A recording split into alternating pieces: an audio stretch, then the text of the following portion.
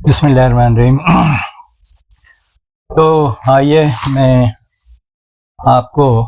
Medicine کس طرح سے جسم میں اثر انداز ہوتی ہے، اس کا طریقہ کار کیا ہے، اس کے بارے میں کچھ میں چند الفاظ میں اس کو میں جمع کرتا ہوں۔ تو ہنی مین کی جو طریقہ کار ہے، جو کتاب ہے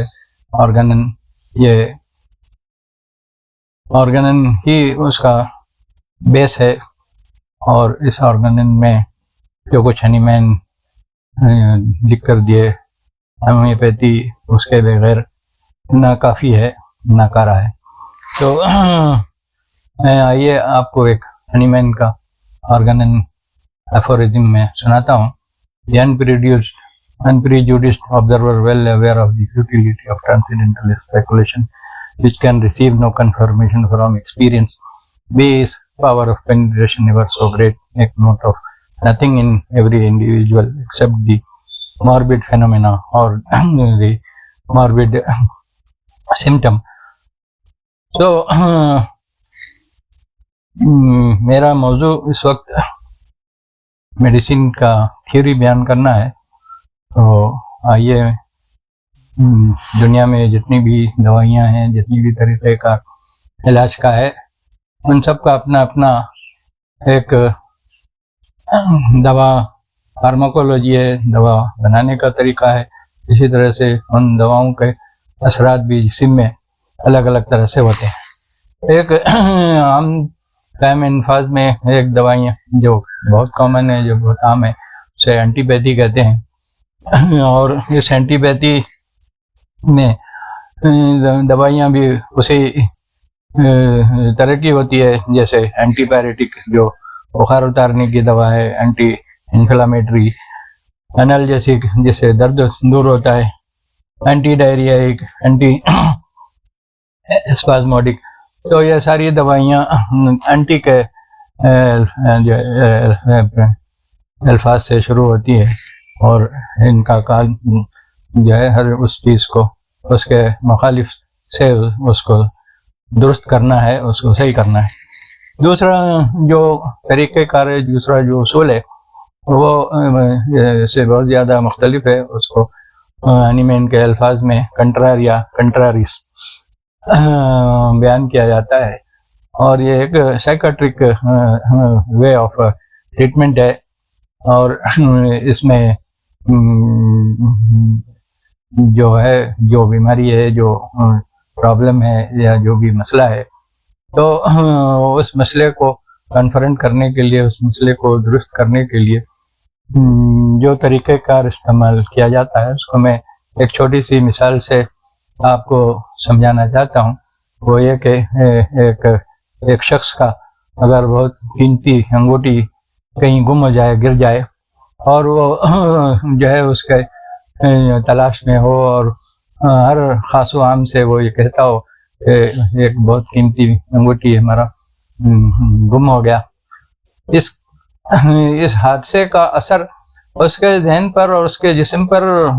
اتنا پڑتا ہے کہ وہ ڈپریشن میں بھی جا سکتا ہے۔ اگر اس وقت جب وہ اپنے دوست سے یہ الفاظ دہرا رہا ہے، کہہ رہا ہے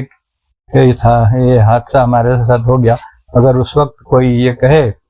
کہ دیکھو تمہارے عزیز کا، تمہاری بہن جو ہے بچے کا فلاں جگہ ایکسیڈنٹ ہو گیا ہے، تو فوراً سے پیشتر وہ پہلے والا غم اس کے پاس باقی نہیں رہے گا، بلکہ اس کے اوپر اس سے ایک بڑا غم، ایک بڑا مصیبت سوار ہو گیا، اور وہ اس کی طرف بھاگے گا، اور وہ اس کی طرف جائے گا۔ پھر اس کو اس انگوٹھی کے گم ہونے کا کوئی غم اس کے دل و دماغ میں نہیں ہوگا۔ تو یہ بھی ایک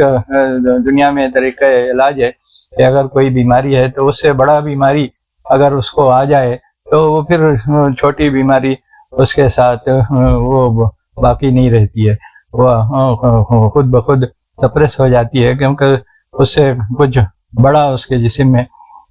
ہو چکا ہے۔ تو یہ بھی ایک طریقہ علاج ہے، اور ہر طریقہ علاج اپنی جگہ پر درست ہے۔ اور تیسرا علاج سیمیلیبس، یہ ہے ہومیوپیتھی کا بنیادی اصول، سیمیلی بس کیور، کہ لائک کیور لائک. ہر وہ چیز، ہر وہ سمٹم جو کسی شے سے پیدا ہوتا ہے کروڈ فارم میں، جیسے جس کا پریکٹیکل ہنی مین نے سنکونا سے کیا، اور ہپوکریٹ کے کتابوں سے اس نے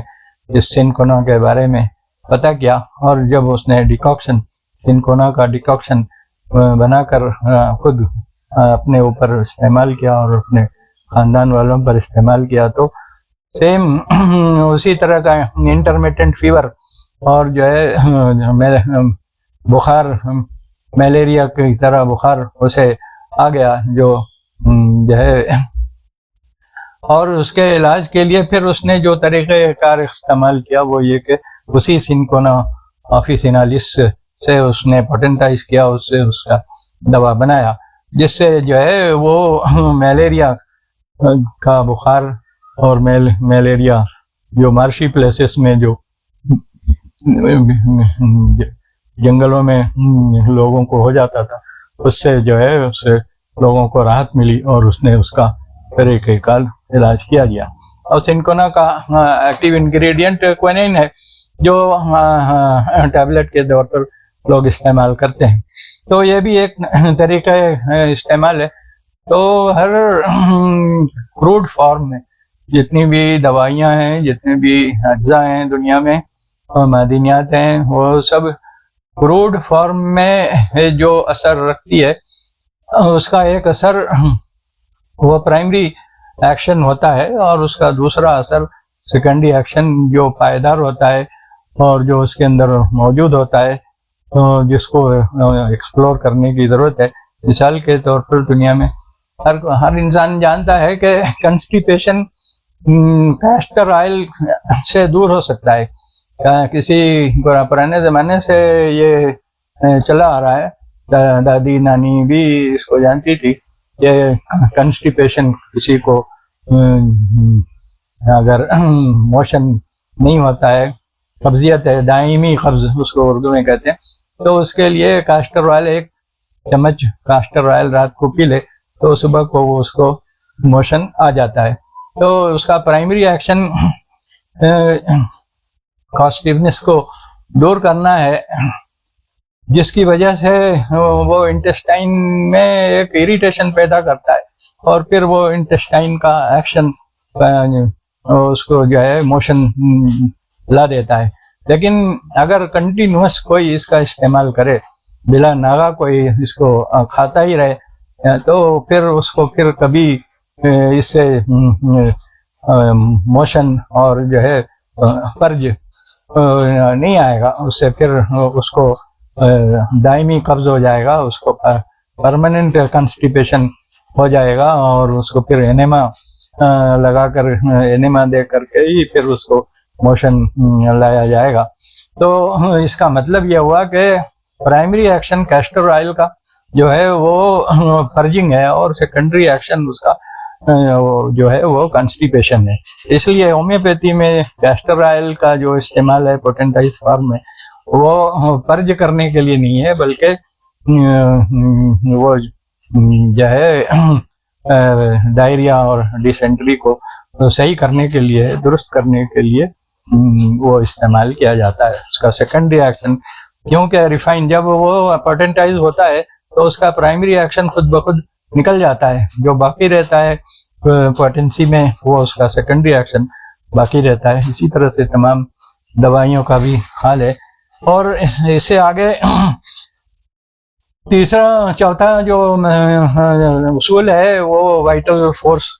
جس کے بارے میں ہم نے اپنے پہلے ویڈیو میں آپ ہلکا سا ایک جھلک دیا تھا. اور یہ وائٹل فورس کا تھیوری سب سے امپورٹنٹ، ہنی مین کا سب سے امپورٹنٹ تھیوری ہے. اور جس طرح سے ہم زندہ ہیں اس لیے کہ ہمارے اندر ایک فورس ہے، غیبی طاقت ہے، جس کو سول کہتے ہیں، اور جس کا کوئی ایک جگہ نہیں ہے. کوئی کہے کہ سول دکھاؤ تو آج تک کسی نے بھی انسانی جسم کے اندر موجود اس امپورٹنٹ جز کو کوئی دکھا نہیں سکا، لیکن سب مانتے ہیں کہ ہم زندہ ہیں اس لیے کہ ہمارے اندر روح ہے، ہمارے اندر سول ہے۔ اسی طرح سے میڈیسن کے اندر بھی کچھ ڈائنامزم ہے، کچھ پاور ہے جس کو ایسے ثابت کرنا، ایسے دکھانا ممکن نہیں ہے، لیکن یہ ممکن ہے کہ اس کے اثر کو جو ہے دکھایا جائے، ایکسپلین کیا جائے۔ جیسے ہوا کو کوئی دیکھ نہیں سکتا، لیکن ہوا کے بارے میں بتایا جا سکتا ہے کہ ہوا کیا چیز ہے۔ تو انشاءاللہ آگے ہمارا مضمون ایک ٹاؤٹوپیتھی، ہومیوپیتھی میں ایک چیپٹر ہے ٹاؤٹوپیتھی، اور اس چیپٹر کے بارے میں میں آپ کے سامنے کچھ روشنی رکھوں گا اور اس کے بارے میں بتاؤں گا کہ وہ کتنا مفید ہے، اور اس سے جو ہے ہومیوپیتھی میں کتنا جلدی اثر ہوتا ہے۔ تو کچھ ٹاؤٹوپیتھک میڈیسن کے بارے میں اگلے ویڈیو میں